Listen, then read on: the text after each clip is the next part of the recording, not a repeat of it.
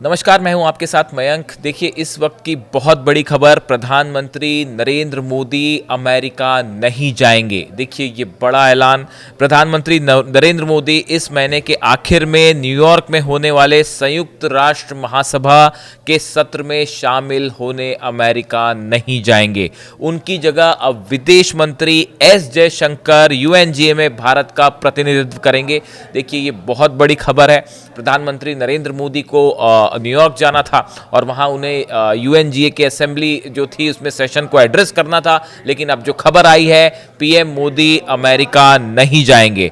PM Modi का UNGA में भाग नहीं लेने का फैसला ऐसे समय में हुआ है जब अमेरिका के राष्ट्रपति डोनाल्ड ट्रंप ने भारत पर रूस से तेल खरीदने के लिए जुर्माना लगाया है। देखिए, इस पूरे मैटर को समझना होगा।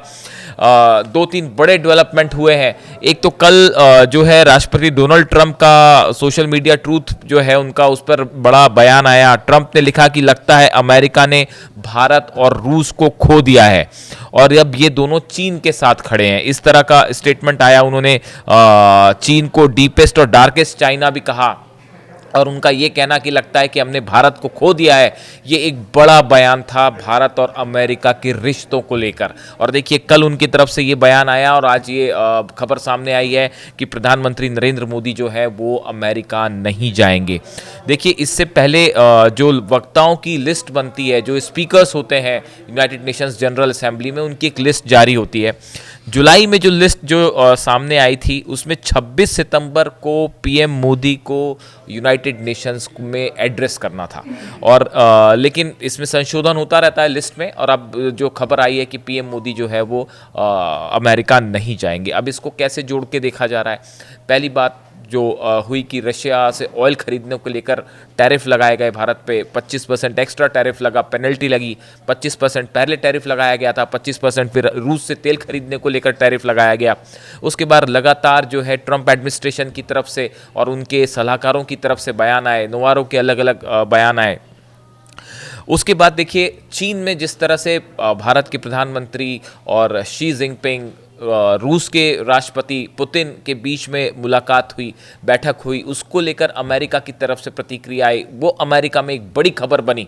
तो इसके बाद से ऐसा माना जा रहा है कि अमेरिका का ये बयान, खासकर ट्रंप का ये बयान आना कि हमने भारत को खो दिया है, शायद कहीं ना कहीं ये कहा गया कि अमेरिका भी इस बात को महसूस कर रहा है कि भारत जो है वो अमेरिका से दूर हो रहा है, जिसका बड़ा नुकसान अमेरिका को उठाना पड़ेगा।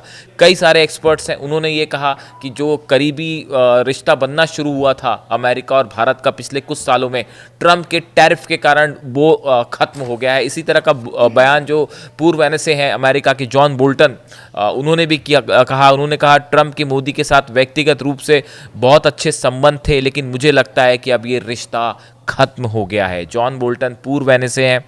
इन्होंने एक बात और कही कि व्हाइट हाउस ने अमेरिका भारत संबंधों को दशकों पीछे ढकेल दिया है, जिससे मोदी रूस और चीन के करीब आ गए हैं। ये जॉन बोल्टन का बयान है।